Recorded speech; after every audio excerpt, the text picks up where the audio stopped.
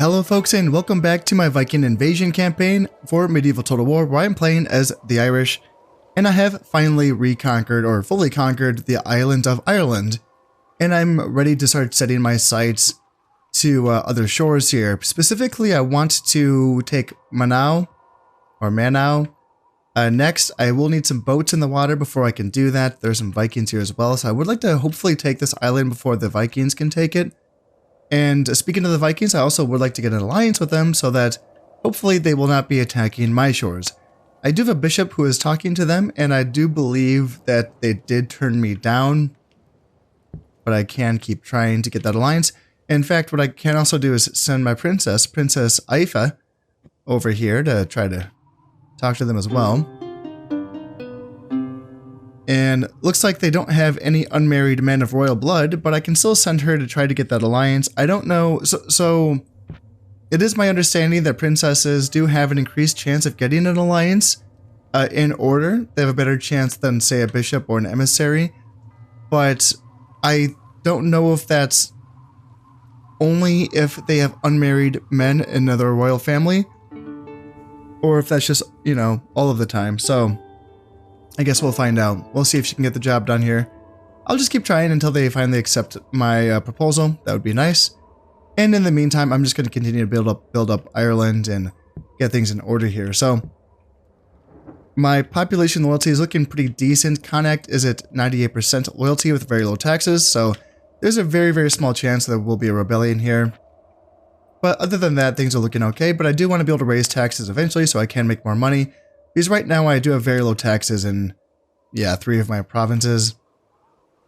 And then, even Leyden's only at high instead of very high. So I will be using Connacht to pump out a bunch of peasants because I haven't been wanting to do that here in Brega because I want Brega to focus on training up combat soldiers, so I can keep doing that here. I can keep working on some gallo glasses, my good melee infantry unit. And then my Irish Dartmen as well. I don't want to use Kerns in Brega just because I can get the +1 Valor currency on Leyden. Eventually, not yet. I do, for the time being, instead of rushing Kerns, I think that I want to rush that trader building so I can make money off of the silk or the linen here. And to do that, I do need to get this fortified village, which is the 3rd tier castle building. So I'm just going to go right up the castle chain here. And it's a lot faster here in the Viking invasion campaign than it is in the main campaign, because in the main campaign, the castle buildings just take forever to finish building, and in here you can kind of just rush it, I guess, which is kind of neat. So I will be doing that, and then I will be doing the trader building next. It's also kind of interesting that you have to go all the way to the 3rd tier castle building to get the trader building. Like, just like the regular tier 1 trader is kind of bizarre. Here in Munster, I'm working on getting that silver mine going, and Brega's almost about to finish the boat builder building, so I can start building those boats. Connacht, what do I want Connacht to do? Connacht doesn't really have anything it's special at.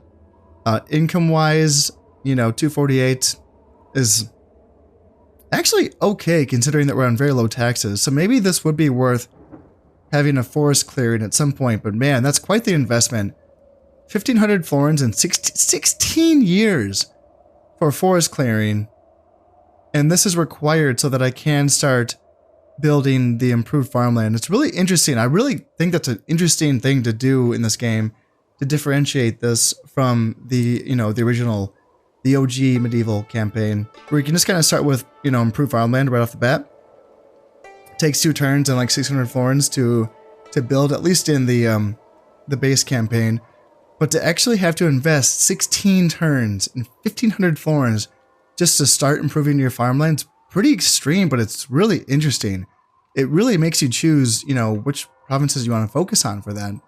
And I wonder if they did that because in the base game, what you can do is you can get your king easily the traits that give him like a good farmer or something like that, or steward or whatever. And that's going to give a 10% income boost to all of your provinces. And you can also do that for your governors as well. And I wonder if they did that in this expansion to kind of limit the abuse of that. I'm not sure, but it does really make you rethink things. The fact that I'm making 248 florins off Connacht on very low taxes makes me wonder if this might be a province that would be worth doing that for. Considering that there's really nothing else to do here other than train spies and assassins. That's another use I can have for Connacht, but like that's only going to take me so far as well. Like I'm not going to spend like every turn, every single of the rest of this campaign training spies and assassins. So that's I mean, it's like limited use, but like that's definitely useful. And I can also use Connacht to build boats, I suppose, as well. What do I want to prioritize? Boats right now, or... Because Brega can train up a lot of soldiers still.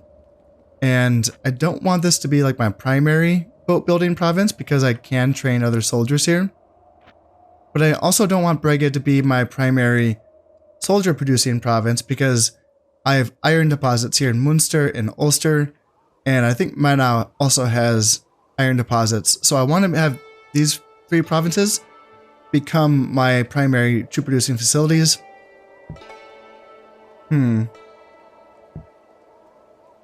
Yeah, it's a question. I think for now, I do at least want to get the brothel out just because being able to train spies is very useful. 4 turns and 500 florins. It's not bad. And spies are great because you can plop them in your provinces and use them to keep your population loyalty high. In Shogun, I would just put a shinobi in every single province, and I did the same thing in medieval. It's really neat. It's really nice. And it's going to make it so that I can keep my my taxes high, you know? So yeah, spies are nice to have, so I can use Connacht for that reason. I still have 3 governor titles that I've yet to assign because I'm still waiting to find a governor with the 4 acumen to use that for. And however, now that I will be training peasants here in Connacht, that probably, hopefully, will come about sooner rather than later. Is there anything else to do for now? I don't think so. Yeah, I don't think so. I think that's about it. Hopefully my princess can get that alliance, or my bishop. Hopefully they can get the alliance with the Vikings. That would be nice, but in the meantime, I think I'm just going to be dropping a save here and moving on. One of my sons has now picked up the trait argumentative, Prince Ada. He argues fiercely, often shouting wildly. His anger is swift, simmers briefly, and then pours out in a torrent of violence. This can be useful on the battlefield. +1 dread, +2 valor. So, all in all, argumentative is useful in the battlefield and on the campaign map because +1 dread will, you know, keep the people more loyal to you, and +2 valor, yeah, it's going to make him a good fighter, for sure. So, even though, yeah, you'd think like argumentative would be like a bad and a good kind of trait, but no, it's just good and good. Nothing wrong with that one. I wonder if it leads down a chain, though. That's one thing I don't know, is that I know a lot of these vices and virtues do lead down a path, and the path can kind of differ at some point, where it might start off good or might start off bad, and then it kind of like gets a little bit interesting down that path. So argumentative might turn into something else down the line. I'm not too sure. I don't have all of those vices and virtues memorized quite yet. My agents are still attempting to broker an alliance, although why did my bishop end up over here? Because the king of the Vikings is here, so I'm not really sure what happened. In any case, I am still trying to rush my emissary here in Brega, so I went straight to Fort, which is the 4th tier castle building. So yeah, just going right up the castle buildings here in Brega so I can get that emissary out. Because that is something that I really do want, is the ability to try to find wives for my sons. And the fact that I can't do that until I have emissaries is kind of nerve-wracking, honestly. So yeah, I mean, my king's 46. And then who is going to be the eldest here? The eldest is Prince Ada. Ada? The 25-year-old, yeah. Yeah, he's decent, but he's not married, so that's what makes me nervous. But I'm building my boats here in Brega. And if we look at that, the Curragh takes 3 turns, costs 400 florins. The Curragh is, in effect, a very large coracle. I don't know what that is. Made of waterproof skins and leather stretched over a frame, powered by sails and oars, it has a good carrying capacity and is quite seaworthy, but cannot be considered a suitable ship for any kind of combat. So this is literally just decent for transporting soldiers around. That's not going to be something that I want to take into combat against the Viking boats. I finally was able to get a boat in the water, and it's too bad. It looks like the Vikings have taken Manau. They have a 5-star general hanging out there. That's quite hefty, but hopefully they leave. I feel like the Vikings don't really stay in one place for too long, and I feel like they do lose provinces to rebellions. So I'm going to be keeping my fingers crossed and hoping that that is what happens here. In fact, there's some rebels here. I feel like aren't these Welsh territories? Have they already had a civil war? Yeah, what's going on here? King has 4 influence and rough justice. +2 dread and -10 happiness. That seems like it kind of goes against itself, doesn't it? Yeah, I wonder if that ends up as being is that a plus negative or a plus positive? Or a net negative or a net positive? Because I feel like dread each point of dread is worth more than 10 points of happiness. I'm pretty sure, so I think that's a net positive, but it's a weird one. When suppressing rebellions, he includes otherwise innocent victims of his own petty vendettas in the list of those to be executed. No one dares speak out against this practice. Yeah, I wonder what actions gets you the trait rough justice. Is that when you like kill the rebels? Yeah, I don't know. That's not something that I ever do, so I should probably try that out sometime and see if I get that trait. But one thing I like about getting some boats in the water, or a boat in this instance, is it gives you vision, right? Now I can see some things. I mean, this is due to my agents down here, kind of doing some spying. The Welsh start off with, these territories here. I thought that they had Ofet and Gwynedd, but then they have this Cernu down here as well, which is kind of an interesting starting position. I would like to play as a Welsh sometime. It looks like a really challenging position, but yeah, in any case, they will be my first victims as soon as I'm ready to go, I suppose. I wanted to take this. I wanted to take this first. But I wonder if I should... See, now knowing that there's rebels here, I could take these provinces without going to war with the Welsh. That's also very tempting. Why can't I click on this? This must be like a brand new thing. I wonder if it is a rebel army. Is it going to tell me here? Doesn't say so. This is pretty weak. This is mostly peasants and then some spearmen, and then this is peasants, more peasants and spearmen. So it's a lot of numbers for sure. It's a lot of stuff to hack through, but quite frankly, I feel like my armies could probably cut through that and beat this. There is a 3-star general to consider. One of these, but it's a peasant unit. Oh, poor guy. So even a 3-star peasant general can be cut through, so Prince of Defet. Huh, interesting. Oh, it's a D. Got it. So yeah, it's tempting to get a little bit of a foothold on the mainland. I want to call it the mainland, but the mainland of the island, I guess. the bigger island. It would be nice to get a foothold here without having to go to war with the Welsh. Yeah, these Celtic warriors are tough. These are tough guys. Easier to beat if you have archers that could shoot them down, but I don't have any archers, so yeah. The Welsh roster is very limited, but it matches up very well against the Irish roster, in my experience. They end up getting a bowman unit, the Welsh bandit, which is the most OP unit, and I think the entire campaign. I would say even more so than the Housecarls. The Housecarls, they're heavy infantry, and I don't know, I just figured there's ways to deal with heavy infantry. But the Welsh bandits is a longbow archer unit. It's armor piercing. It's a fantastic bow unit. And then you get into melee combat with it with some light cavalry because you think, hey, that's a counter versus archers, right? And then it just cuts your light cav to pieces. You're like, oh fuck. And then I'll send heavy cav in.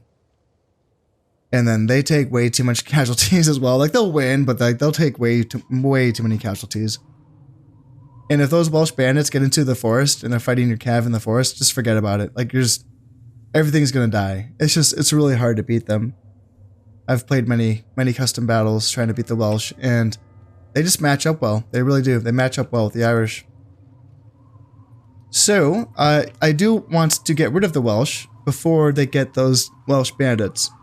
That's a goal of mine, is to get rid of the Welsh before I have to deal with that unit. Just because that unit's just so ridiculous. So with that in mind, it is tempting to make a push on the Welsh. I mean, just with what I have, honestly. Just gather my forces and go at them. I don't have any cavalry. I mean, other than my royalty, that is. But they don't have much either. Basic archers, Celtic warriors, peasants here. And then, yeah, same thing. Celtic warriors, archers. The Celtic warriors they're good units. They're good, like, you know, decent attack, decent... I'm not sure about their defense, but... There's 100 of them. That's the thing. There's 100 of them in a unit, so they match up really well against spearmen, for instance. And in addition to that, for example, like my gallow glasses are like my basic, like not basic, but these are like my decent, solid infantry unit that I have, like melee infantry, and there's only 60 of them. So the Celtic warriors will probably beat gallow glasses just based on having 40 extra men. So I wonder if I should wait for the Vikings to leave Manau, or if I should just go straight after the Welsh, or in this case, the rebels first. And I'm leaning in that direction. I'm leaning towards going after these rebel provinces first, and then taking Manau if this opens up. Oh, this is wonderful. Oh, perfect. The Northumbrians are offering their daughter, Princess Sinigith,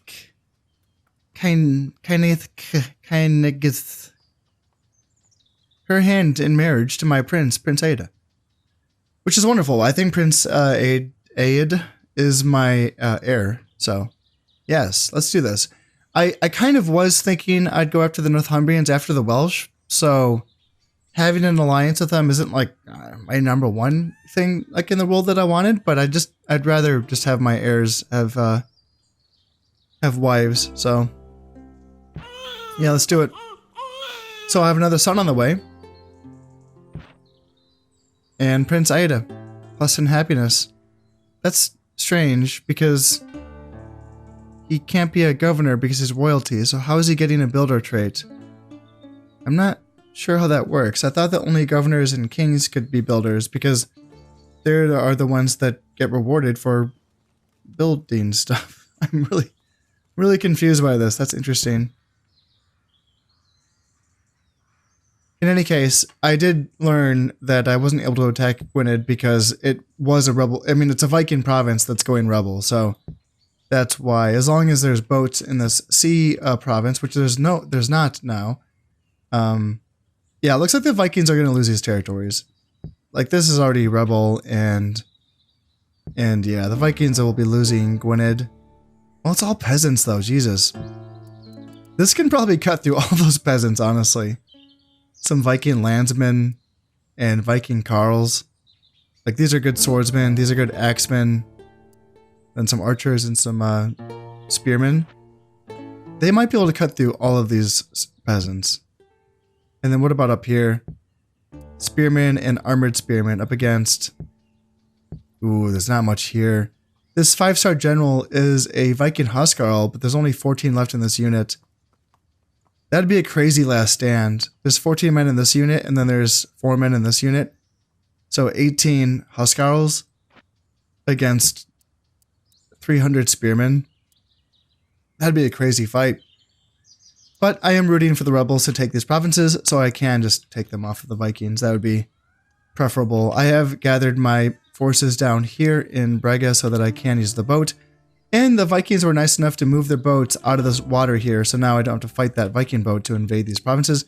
Because that's how that works. I can't invade a faction's territories if they have a boat in that sea region guarding that territory. I would have to defeat that boat first, and then invade that land territory. So I do have more boats on the way, and that's going to be required because I do, yeah, the Vikings boats are better than mine. So that's why it'd be preferable if I just have these provinces go rebel and then take them off the rebels, because rebels, I don't think they can build boats. That'd be kind of crazy if they could. Yeah, that's not the case. Yeah, rebels don't have boats, because in the original campaign for this game, if a faction just goes rebel because their, for instance, their royal line dies out, if they have a navy, that navy just disappears. You know, it just doesn't stay there. So I'm fairly certain that's how that works in this game as well. So yeah, I'm humming along here. I did finish the fort in Brega, so now I can get the royal palace, which will allow me to train the emissaries. So let's go straight for that one. That's my priority right now, is getting emissaries going there. Lagan. So I did finish the trader here in Lagan. So what am I making? 678 florins, but that's because I'm not even connecting. Like, that's just, what is that? That's just based on trade between Lagan and 1, 2, 3, 4 ports. And once I connect them to, man, there's actually not a lot of ports on this side. Okay, there's a few up here. So I think if anything, I want to move my boats up in this direction, because that seems to be a faster way to get me more money. And I am building more boats here in Brega. What do I want in Lagan now? Do I want to finally get to where I can train Kerns? That makes sense. So what buildings are required for Kerns? Aha, here we go. The drinking hall. A drinking hall provides a hearth and home, and ale, for Lord's followers and guests, because supporting a following is the sign of a lord. Supporting a following is the sign of a lord. Okay, it is the place where people will go to seek out a ruler, seeking his favor and currying influence. And this is going to be, yeah, allows me to train up Kerns. Let's do that here in Lagan, so I can get those units with that +1 valor bonus. That's going to be pretty sweet.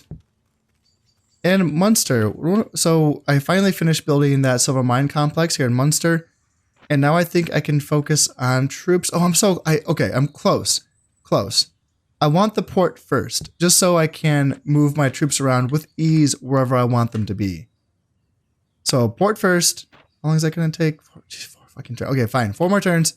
And then I'll start working on building up soldiers here in Munster, you know, using that iron deposits to get that metalsmith going as well.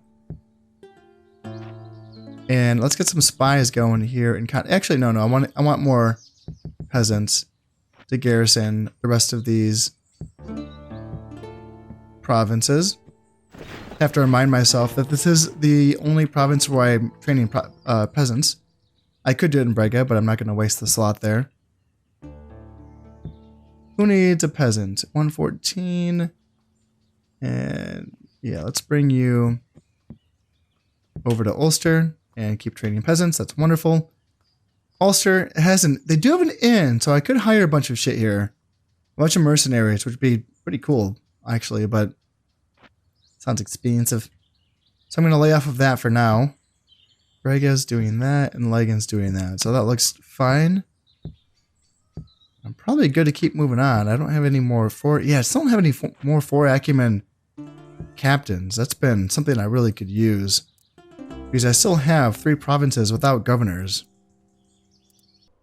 It looks like the rebels were able to take back all of these Viking territories, and that's what I wanted to see. So Manau, yeah, you are mine. It looks like that Viking last stand did not work out. They were able to only kill like 10 spearmen.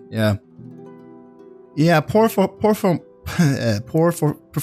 there in Manau for the Vikings, but let's go take them out. Yeah, so even though they don't have a port, as long as I have a port and a boat, I can get there, but then I can't leave there until I build my own port. So my guys will be kind of stuck there for a while.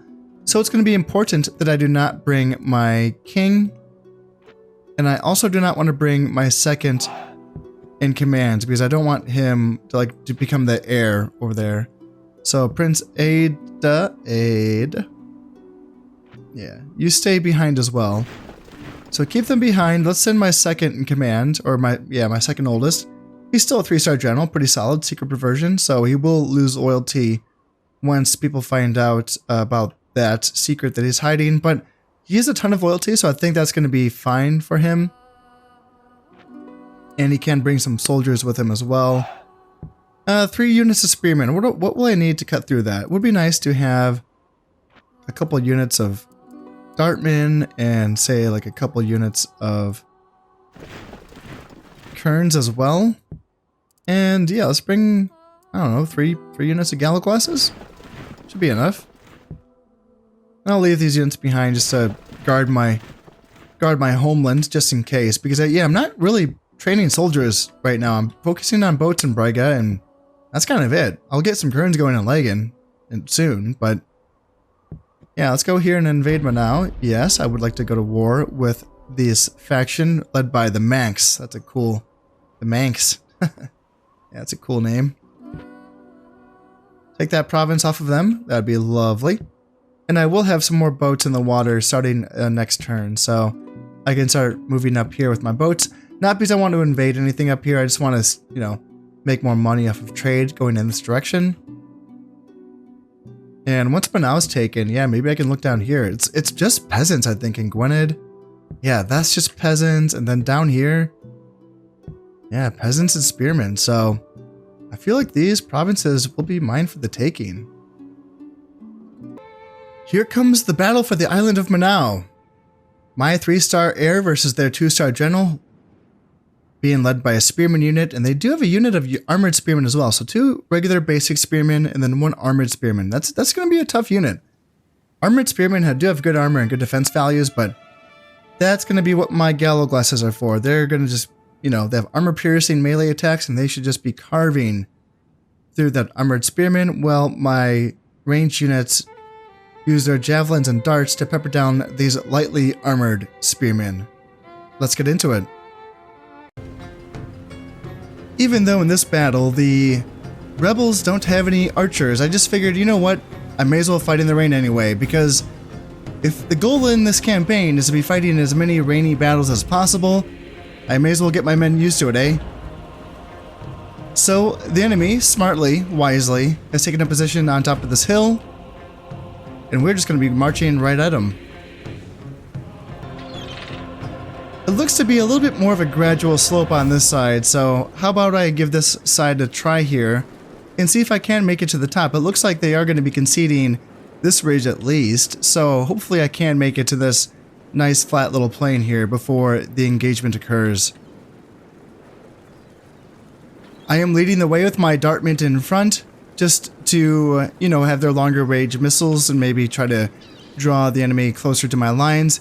Then I'm following up with my gallowglasses, yeah, 3 units of gallowglasses, and then I have my kerns in the rear with their heavy powered javelins, and then of course my general being the royal bodyguard, taking up the reserve. And this little rebel force of 1 spearman, or is it two spearmen or 3? Yeah, 3. 2 regular spearmen and 1 armored spearman. That's right. Yeah. And I don't think, even though that armored spearman is going to be a tricky bugger, I don't think this force is going to be able to stand up to the full might of my Irish army here. I decided to split my forces out to the left and to the right and create a form of V, so that if they charge my right flank, I can have my left flank easily throw their javelins in, and then vice versa if they charge to the left, giving them essentially no good options. The armored spearmen decide to come in first, and they're attacking my weaker side because I only have 1 unit of gallowglasses on this side. But these kerns with their heavy, high-powered javelins, they should be able to do some damage against these spearmen. These kerns should be falling back. Hopefully they don't stand and fight for too long there. But now we'll be bringing my dartmen in to get some shots in on this side, and I will be bringing my gallowglasses to switch out with my kerns, and they can take this fight. The gallowglasses with their heavy 2-handed swords can put up a really good fight against these armored spearmen, and then my kerns will be getting in a position to throw their javelins. This unit of kerns, I believe, is also going to be getting in the flank. Yeah, they're going to be getting some nice tosses there as well. And it looks like they will be sending in another unit of spearmen to reinforce on this side, and this unit of gallowglasses has a tall task ahead of itself, essentially holding it against 2 units. It looks like my kerns kind of got involved as well.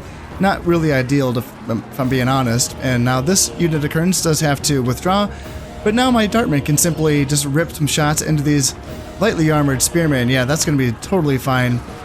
And yeah, having Kerns fight side by side with the Gallow Glasses, not completely ideal, but also just considering the fact that I have my Dartman, you know, throwing in, this unit needs to get engaged. And then I have a unit of Gallow Glasses coming in for a flanking attack on this unit of Spearmen. That's going to make for a very unhappy unit of Spearmen on this side, and that should be doing a lot of damage to them. This unit of Gallow Glasses, how are they doing here? I can't even see their flag right now. Looks like they're down to 29 men, so yeah, they're taking some hits for sure. But the fact that they have held this long against the enemy's best unit is going to suit me well, and I'm probably being a little bit too conservative with this unit of Gallow Glasses. They probably could have come over by now. Same thing with this unit of Dartmen. They probably also could have gotten involved. But now the general's going to be coming down. One more unit of Spearmen, seeing if they want to get involved. And I think the answer is no. They probably should have hung back, but you know what? These Dartmen looks like they're probably out of ammunition, so they probably can be sent in. And now these units are being broken. The armored Spearmen are still fighting. Yeah, bless their hearts. That's how good of a unit they are. And yeah, the regular Spearmen are running away, and now it's just going to be a matter of breaking the general. Dartmen pushing back, Gallow Glasses intercepting the general here. And now Dartmen going to be coming in for a rear charge. These guys, I believe, are also out of ammunition. And some more Gallow Glasses coming in for a rear charge.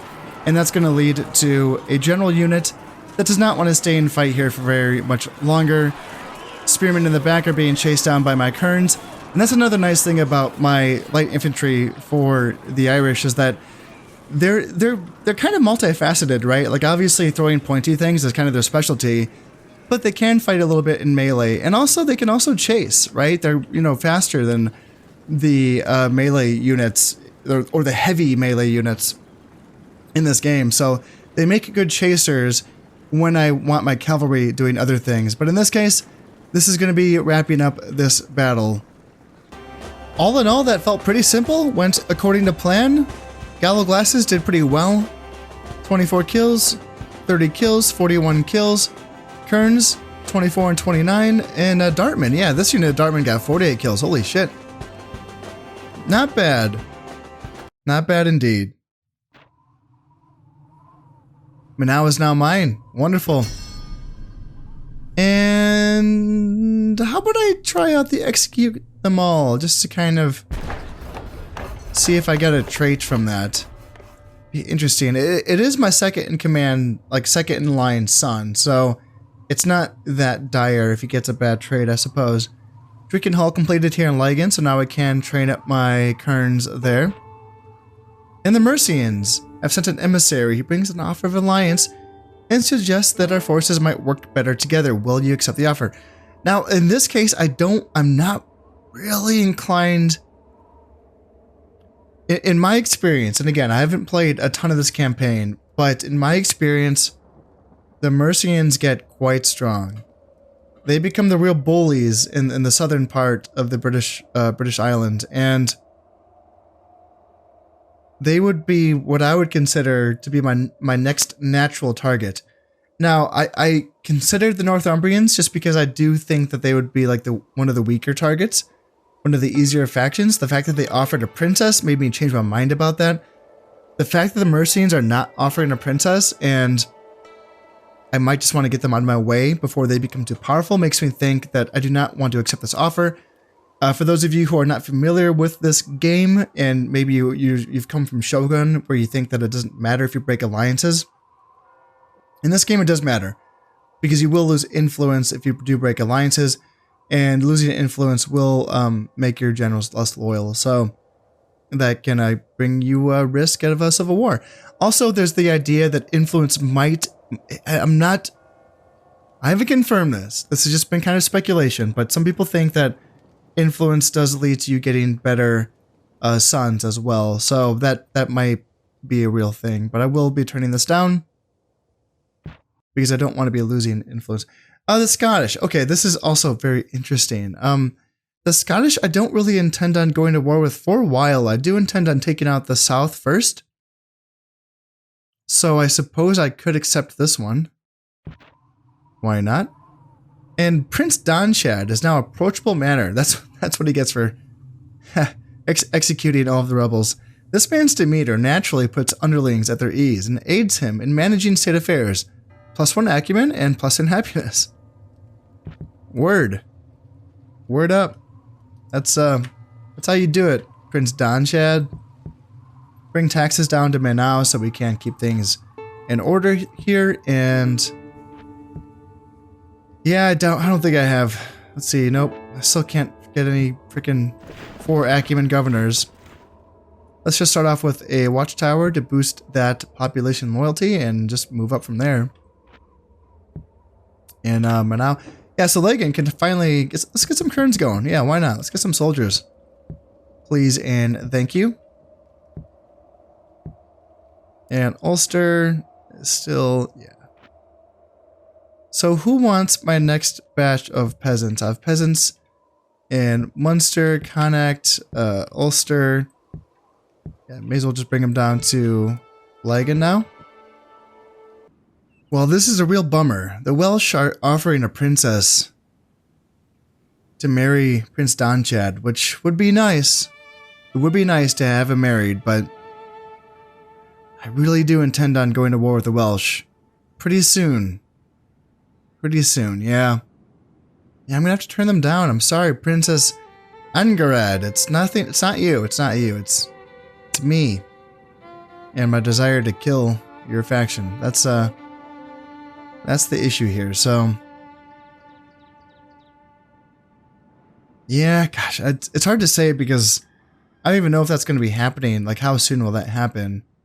But it's not really a priority to get Prince Donchad married anyway because he's not the next in line. So it's yeah, I guess yeah, that's gonna just leave it as is. Leave it as is, and maybe I can go and attack the rebels here in Gwynedd or Defet, hopefully sooner rather than later, because I am working on a port being built here in Manau at this moment.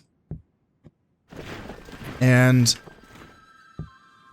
yeah, Jesus, all they have right now is peasants. Oh God, I really want to take it. Is there anything here? Is it valuable? I mean, there's copper. Okay, copper. It's not gold. Tricked me. Copper's still okay. It's not going to make as much money as silver or gold, but it's still, you know, it's a mineable resource. Anything else? Nothing. Mountains, lush grassland. What about Defet? Anything here? Ooh, they have gold here. Yeah, that'd be nice. And this is peasant. Yeah, peasants and spears. Man, cool little outfits too. It's a cool color scheme. Yeah, I mean, I'm training up kerns here in Lagan. And these guys are joining the king's army for now, but I mean, hell, I could probably send Prince Donchad with a few units of the king's army, and they can probably take, you know, either one or both of these provinces. Which should I take? I guess I should take Defet because of the gold. It's making more money. Right? Is there any reason for me to choose Gwynedd over Defet? Other than the fact that because Gwynedd is all peasants, this is probably easier for the Welsh to take. So maybe take this first, just because, so they don't take it, and then take Defet, because there's at least a couple of spearmen in this army, so that maybe Defet can kind of defend themselves against the Welsh, perhaps. So that might be the thought going forward. There has been a succession in the Irish family here. My king has died. And although my king has died, his heir lives, so it's Prince Aida's turn. Now, King Aida. The Northumbrians have managed to achieve an unheard of level of development. Well, good for them. Maybe they're going to do better in this campaign than they did during my practice campaign. That'd be neat. And Prince Aida has already given birth, or his wife has given birth to a son. Okay, I hope that's actually his and not my last king. It's like, I hope that's not how this went. We'll check on that in a moment here. Mana Principles, said Lang O'Connell. Plus 50% cost to bribe him. Well, that's wonderful. That's a good one. Yeah, let's check this out. So, king, a new king, 35 years old. That's good. 4 influence. That's not super great. But, you know, 3 dread, 3 command, that's fine. Killer instinct, secret bad temper, so +1 dread, +2 valor, and then +2 valor, +1 dread for. So he is like, he should have a ton of valor. Why does it say he only has 2 valor on here? Huh, interesting. And then, yeah, builder, +10 happiness in all provinces, even though he was a prince this whole time. I don't know how he got that trait, but yeah, he's a builder. Wonderful.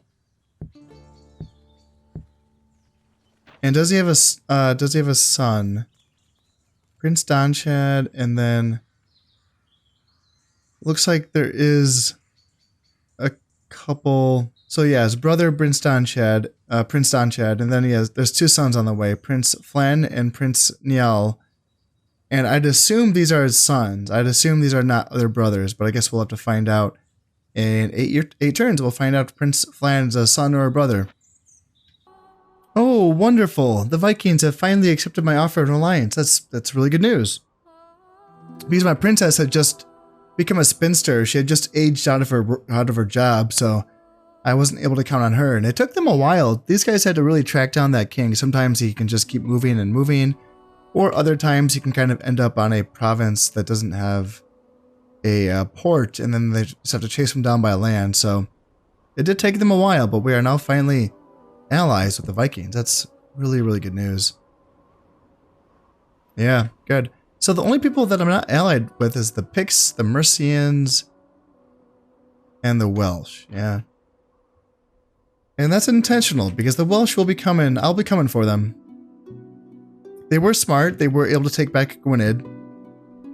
But Defet is still open for the taking, so now that the port is finished here in Manau, I think I will go down there, right, Manau? Yeah, I think this is going to be the good play. What do they have? It's a bunch of guys, but it's mostly just peasants. Peasants, and then 3 units of spearmen, and then a 3-star general, yeah. Hedonist. Ooh, a little overweight, so -1 valor. Okay, well, yeah, he's going to be pretty easy to kill, I think. So, what if I took my Prince Donchad, and then 2 units of Gallow Glasses, and then a unit of Irish Dartmen? Just my healthy units. I can leave my unhealthy units. They can kind of stay here in Manau for the time being, just to kind of keep population loyalty. Okay. And if we move him out, Manau's still okay? Let's lower taxes a little bit. And then let's bring some help down for my prince in the form of, I can bring some kerns down. And yeah, some more kerns. And yeah, a lot of peasants. So what do I want to use to cut through peasants? Pretty much anything that I have will do the job, I suppose. I have completed building my siege engineer here in Brega, and what's interesting about the siege engineer in this campaign, as opposed to the regional medieval campaign, is that the first siege engineer allows me to build the ballista and the catapult, at the same time, or for the same building. And that's really interesting because the catapult is so much better, and it's really hard to kind of find a reason to use the ballista at all. Now, ballistas can be used to knock down the fortifications. They're not as good as the catapults, but they can be used in that role. And if I look closely, like what other reason is there? Catapult 25. So it is 50 florins more expensive to build a catapult. So there is that. They both cause fear. They're both short-range artillery. It would be better if the ballista bolts could pierce through multiple units or multiple soldiers. That would make it more effective, but it doesn't do that. What about support costs? So it's going to be 10 support costs for the ballista, and then 12. Ooh, another, saving a whole 2 florins per turn off of the ballista. Yeah, and they both take 2 turns to build as well. Yeah, the catapult just feels better, but I will say, The fortifications in this game are really not what they were in the basic game. And if we look at the Welsh, right, they have a tier 1 warrior hold here, and Defet. I mean, that's not even the Welsh. This is just the rebels. Then they do have a fort, basic fort. This, they don't even have any defensive upgrades for it, and a fort, it can have its walls battered down by a ballista. And then they have another warrior hold here, and that's not a word. But yeah, that province there, and it is tempting just to kind of like go ballistas, just to kind of like, save a bit of money. Why not? Yeah, let's get some ballistas going here in Braga. Why not? Save a bit of money. Is there any more buildings I want to be building here in Braga? I don't feel like I need to prioritize anything for now. I think I can kind of save a little bit of money here because, like stables, it'd be nice to get some horsemen, sure, but I can just get horsemen going in my provinces that are going to be used for training soldiers. Ulster, Munster, and Manau. So that doesn't seem super important right now, honestly. And is there anything else? Like the Master Blacksmith, Armored Spearmen, yeah, it'd be great to get them. The fact that Braga is more teched up than my other provinces, it is tempting to go Armored Spearmen. But again, it's like, well, if I can get better Armored Spearmen down the line, then I may as well wait for that, I think.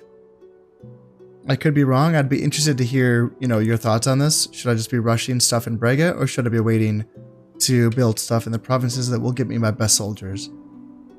Yeah, I'm not sure. And then like keep, the keep is the highest tier castle I can get in this game already here in episode 3, right? And do I really need this right now? I don't know. I guess just to kind of like get it going, but it just doesn't feel necessary right now, honestly. And Legan, do I want to keep going? So I am building the royal hall here, and I'm pretty sure this does give +1 valor for my units that are trained here, specifically in this case my kerns. So I will be getting +2 valor kerns. In addition to that, I will also be getting, do I not have a, I thought I have a shrine. Do I not have a shrine here? I thought I had a shrine. Oh yeah, it's gonna be next, right? So after I build this the royal hall, I will be getting the Christian shrine for that +1 morale as well. So +2 valor kerns and then +1 morale kerns seems pretty good. So I'm going to hold off on trading kerns until those buildings are finished.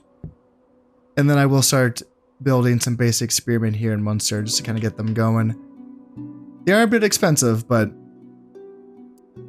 it's mostly just the upkeep. Support costs 50 florins. That's quite a bit, but it will be nice to have something that can stop a cavalry charge if the Welsh decide to tangle with me. My forces are outnumbered pretty much 2 to 1 here. But I think my forces are quite a bit better. They do have 5 units of spearmen. I think I miscounted there, so I thought they had less than that. 5 units is going to be a lot for me to cut through, but I do have 5 units of gallowglasses. And then I have 5 units of kerns, 1 unit of Irish Dartmond, and then my prince himself on his unit of royal bodyguards. But it is going to be 2 3-star generals going up against each other, so let's see who will prevail. Jumping on into the invasion of the British Isles themselves, it looks like the rebel peasant general has decided to leave himself out in the open on this hill, and I will send the general right out to get him. He will be facing off against his peasant general by himself, but I do have some Irish Dartmond coming in to assist. So they will be moving their way back in here as the rest of my army moves back up onto this hill to face off against the horde of peasants and spearmen that await them. And just look at them. Look at the mass. Look at the mass of peasants and spearmen just reaching side to side. And my army is cresting the hill here, so we will be facing them with our gallowglasses and kerns all across. I think I have some dartmen in the center. But other than that, it's mostly just going to be kerns and gallowglasses. The rebels have decided that pulling back to higher terrain might suit them better, but I gotta say, I think not leaving their general out to get run down my cavalry was probably their best option here. But now they've already taken a morale hit because of the death of their leader. And I'm spreading my guys out nice and wide to try to make sure that we can catch them in the net. The risk anytime that this is done is that the enemy can turn quickly and punch through a thin, weakened part of my line. However, I don't want this to go on forever. So if I can sort of corral them a bit, maybe we can get this over with. And this is exactly what I was talking about when they start pushing really hard on my right side of my line. So I will be trying to move this flank back a bit so that they can reposition and get a bit closer to the rest of my center, and so that my left flank can push harder on their right flank as well. A single unit of spearmen has got themselves a little bit strung out here, so I can simply gang up on them, I think. I think I'll be throwing some javelins in from this side, and these unit of gallon glasses can come in here, front and center, and wrap them up. They are continuing to push hard on my right side, but I think this is where I make my stand. They have their, let's see, it's 3 units of peasants versus my kerns and my gallon glasses. I only have 1 unit of gallon glasses on this side, that's why they're pushing harder on this side. And let's see, how are these spearmen doing? It looks like they are taking some shots from my kerns, and now they are running away, so I have some kerns here as well. They can probably, which way are they going to face? Yeah, it looks like they are going to be charging at the rear of these spearmen. And I'm going to quickly need to get my guys on my left flank in position again to face off against these 2 more groups of spearmen. And on this side, we got peasants pushing up, but I think that they're going to, yeah, they're a little bit out of position here. They have given me time to form up, but now they're going to be coming and crashing down into my gallon glasses. But I have kerns right here that can throw their javelins right into these spearmen on this side. And yeah, these spearmen are doing the fancy little cross formation, and I got some dartmen throwing their darts into these spearmen on this side. And now they are finally going to push it on my right side as well. But I think at this point, gallon glasses versus peasants, that's going to go well for me. They're going to push their peasants on my kerns, but honestly, I wonder if my kerns could even beat them in melee. I'm pretty sure they could, honestly, but dartmen pushing back here. They're going to skirmish back a little bit, maybe assist my kerns against these peasants. And then on this side, we're just going to mop them up. We have kerns kind of standing idle, but they can get involved and get around the flank here. We had gallon glasses and kerns fighting in melee against spearmen and peasants. Gallon glasses rushing in as well.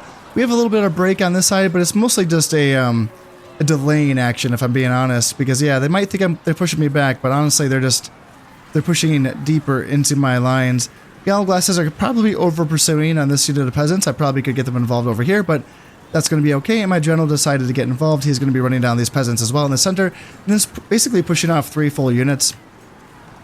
And then on this side, we got our break that we were looking for, and that's going to be a wrap all across the line. This horde of peasants and spearmen are being driven away, and the Irish will secure their beachhead on the main British Isle. All in all, that felt pretty gosh darn easy. Yeah, I only lost 74 men. I did capture 605, killed 333 or 332. Yep, that was a pretty easy for me. You know, when the enemy uses the old tactic of, General, you go first. You go first, unsupported, and yeah, it just kind of gave himself away, and I feel like the battle was pretty easy from there on out. So now we do have a foothold on the mainland of the main British Isle here. Feels pretty good. And let's keep executing them just to kind of, let's experiment with this a little bit and see, you know, now that we've executed rebels twice now with Prince Donchad, let's see if he gets some sort of something, you know, some trait or whatever. So port is finished here in Ulster. Fortified village completed in Munster, so now I can start working on getting, I think I can start getting the armor and the metalsmith buildings, I believe. The Royal Hall is completed in Lagan. This is going to be giving that +1 valor for my my kerns, which is going to be nice. Boat builder here in Connacht, just so I can have another location where I can build boats. And skilled attacker, Prince Donchad, yeah, so because he's particularly skilled in directing attacks in the field. +1 command when attacking. All right. All right, Prince Donchad. Yeah, you're doing well for me, man. That went pretty gosh darn well. Looks like the Vikings actually did take this province that can't be pronounced. Elwood? Elwood, perhaps? Yeah, it's kind of shocking, the Vikings, man. Vikings are just such chads. But they're no Chad compared to Don Chad. Prince Don Chad, he's the real Chad, so he's going to be leading the charge, presumably, you know, against the Welsh here fairly soon. Looks like they do have archers and 1 Celtic warrior, not worried about it. Royal bodyguard, sure, yeah. This is the force that kind of scares me. Like four Celtic warriors, yeah, that's kind of nerve-wracking, but by the time I do attack the Welsh, I do want to have actual, like, decent armies. How long will this garrison hold out? Just 2 turns? Okay. And again, for those of you who are new to these games, when it says the number of years that it's going to take to hold out, it's actually going to be 1 more year than that. So it's going to be 1 year, and then next turn it's going to say it's about to fall, and then it falls. So when it says 1 year, it means 2. Which is kind of strange, but that's how it is. So 2 turns before this garrison falls. The fact that I don't have any siege... Honestly, it's a warrior hold. I don't think... I think I can get in. Like, the warrior hold doesn't have an actual gate. I think it just has... It's like Shogun 1 style, where it's just like... The thing has a gate that's open, so you can just kind of walk in there. But it does funnel you into a choke point, so there is that.